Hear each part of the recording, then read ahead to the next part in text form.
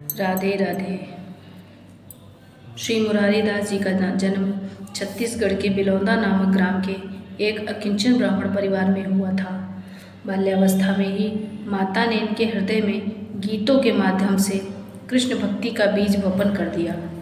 मुरारी दास ने माँ के कंठ से निकले गीत सुनकर कंठस्थ कर लिए और वे उन्हें गाया करते।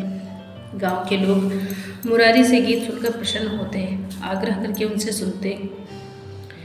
गांव की स्त्रियां भी इनसे प्रसन्न रहती। उन्होंने सुंदर रूप एवं मधुर स्वर पाया था।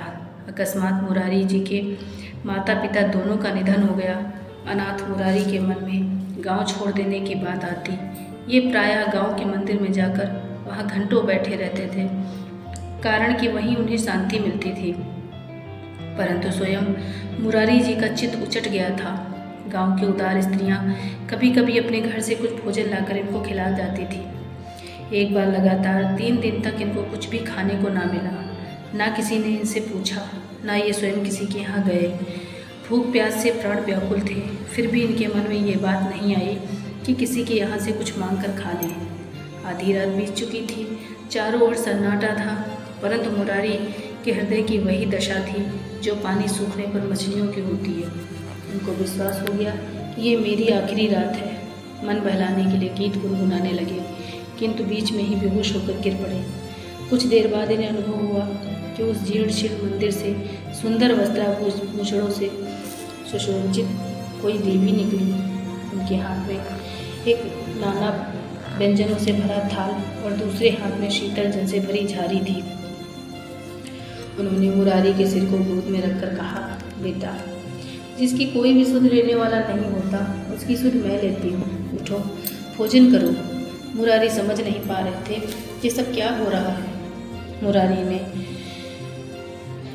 देवी ने अपने दोनों हाथों से इन्हें भोजन कराया, खिला पिलाकर प्यार से इनके सिर को सहलाया। मुरारी देवी माता की गोद में सिर रखकर बेखबर सो गया। दूसरे दिन जब उसकी नींद खुली तो रात की घटना का स्मरण कर विक्षिप्त सा हो गया। जब कुछ होश हुआ तो उसे एक सनक सूझी। जो भी मिल जाता उन्हीं के चरणों में गिरता और माँ माँ कहकर पुकारता। धीरे धीरे ये बात वहाँ के राजा के कानों तक पहुँची।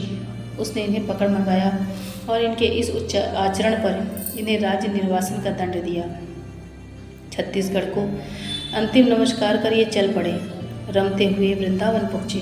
इष्टदेव के धाम में पहुंचकर इन्हें अपार आनंद हुआ। इधर अपने कृत्य पर छत्तीसगढ़ नरेश को बड़ा पश्चाताप हुआ। वे मुरारी को छत्तीसगढ़ वापस लाने वृंदावन गए। वृंदावन में इनका पता नहीं चल सका। वहाँ के निवासियों को मुरारी नाम के इस नवागत का पता नहीं था। एक दिन किसी ने बताया कि एक पागल अलमस्त होकर यमुना के किनारे घूमा करता है। नरेश ने समझा कि यही मुरारी दास होंगे। राजा ने जाकर दंडवत प्रणाम किया और अपराधों के लिए क्षमा मांगते हुए इनसे छत्तीसगढ़ चलने की प्रार्थना की। मुरारी दास अपने प्रियतम के धाम में अनुरक्त हो गए थे। भला क्यों वापस जाते। राजा ने पालकी मंगाई और बलात् मुरारी दास को उस पर बैठाया। मुरारी दास जा रहे थे, किंतु उनके मन में वृंदावन छूटने की ऐसी पीड़ा थी। छत्तीसगढ़ पहुंचकर राजा ने बहुत बड़ा उत्सव समारोह किया। मुरारी दास जी के लौटने पर मानो छत्तीसगढ़ में नवीन प्राण, नई चेतना आ गई। इसके बाद राजा की सारी दिनचर्या साधु महात्माओं की सेवा में ही व्यतीत होने लगी। श्री मुरारी दास जी के राजा के गुरु थे और भगवत भक्तों के दासानुदास थे। एक बार आप स्नान करके वापस आ रहे थे। उसी समय एक निम्न जाति की भक्त की आवाज़ कानों में पड़ी। वे भगवत सेवा करके पुकार रहे थे, जो भगवान के चरणामृत को लेने का पात्र हो वह आकर ले ले। इस शब्द को सुनते ही आप उनके घर पहुंच गए। ये देखकर वो डर गया और थर थर काँपने लगा। आपने कहा, लाइए, हमें चरणामृत दीजिए, मैं इसे पान कर अपने जीवन को धारण करूं। उन्होंने कहा, हम तो नीच हैं, अति ही तुच्छ हैं। चरणामृत लो, ऐसा जो मैंने पुकार कर कहा ये भूल की। ऐसी मेरी योग्यता नहीं है जो मैं आपको चरणामृत दूँ। श्री मुरारी दास जी की साधुता में बड़े भारी प्रवीण थे, अतः उन्होंने अत्यंत हट करके चरणामृत ले ही लिया। आपने अपने मन में विचारा कि श्याम सुंदर को तो भक्ति ही प्रिय है। प्रेमा भक्ति के प्रवाह में जाति पात के अहंकार दोष बह जाते हैं। उसके यहाँ चरणामृत लेने की इनकी बात गांव भर में फैल गई।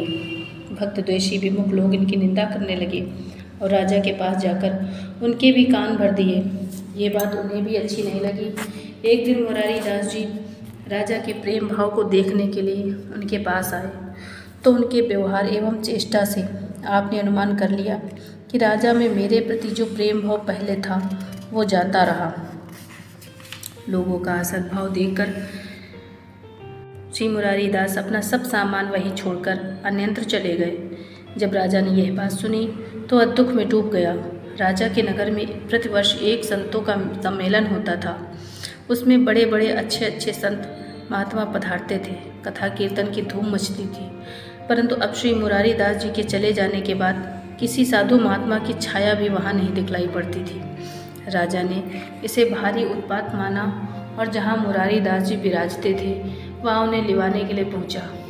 राजा ने पृथ्वी पर पड़कर कई बार साष्टांग दंडवत की। उसके नेत्रों में अश्रुपात हो रहा था।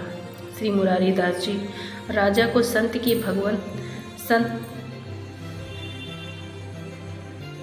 श्री मुरारी दास जी राजा को संत भगवंत से विमुख मानकर उनका मुख भी नहीं देख रहे थे। राजा हाथ जोड़े खड़ा था। उनकी बुद्धि दीनता में डूबी हुई थी। उसने कहा, आप मुझे मेरे अपराध के अनुरूप करोड़ों दंड दीजिए, वे मुझे स्वीकार हैं, परंतु मेरी ओर देखिए, मुझे दर्शन दीजिए और आशीर्वाद दीजिए, मुझ दीनहीन को शरण में रखिए।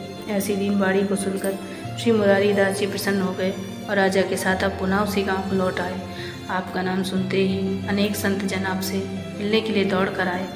विशाल संत समाज एकत्र हुआ और बड़ा भारी उत्सव हुआ। उस महोत्सव में बहुत से नृत्य कीर्तन कला प्रवीण लोग आए। नृत्य गाने एवं नाम संकीर्तन की मंगलमयी मधुर ध्वनि चारों ओर छा गई। परंतु संत समाज के मन में श्री मुरारी दास जी महाराज की नृत्य संकीर्तन कला को देखने के लिए विशेष उत्कंठा हुई। संतों को हार्दिक अभिलाषा को आप समझ गए होंगे, जो कि भाव के प्रवीण पारखी थे। सुंदर नूपुरों को अपने पैरों में बांधा और 7 स्वर 3 ग्रामों सप्तक मंद मध्य तीव्र में तन्मय होकर नृत्य कीर्तन करने लगे। आपने प्रेम के भावावेश में आकर श्री राम जी के वन गमन का चरित्र गाया। उस समय विरह सहन ना होने के कारण आपके प्राण भी प्रभु के साथ ही चले गए। आपका शरीर चित्र के समान स्तब्ध रह गया। वहाँ ऐसा भी कहा जाता है कि मुरारी दास जब अपने गांव वाले टूटे मंदिर की सीढ़ियों पर ही दिन रात व्यतीत करते थे। वहाँ दर्शनार्थियों की भीड़ लगी रहती थी। एक दिन प्रातः काल लोगों ने देखा कि मुरारी दास जी का कंधा और करवा मंदिर की सीढ़ियों पर पड़े हैं, परंतु वे स्वयं वहाँ नहीं है। लोगों ने बहुत ढूंढा परंतु कहीं पता नहीं चला। उन्होंने सोचा अपने प्यारे के धाम चले गए। इसके बाद इनका कहीं संतान नहीं मिला, न छत्तीसगढ़ में न वृंदावन में। बोलो राधे राधे।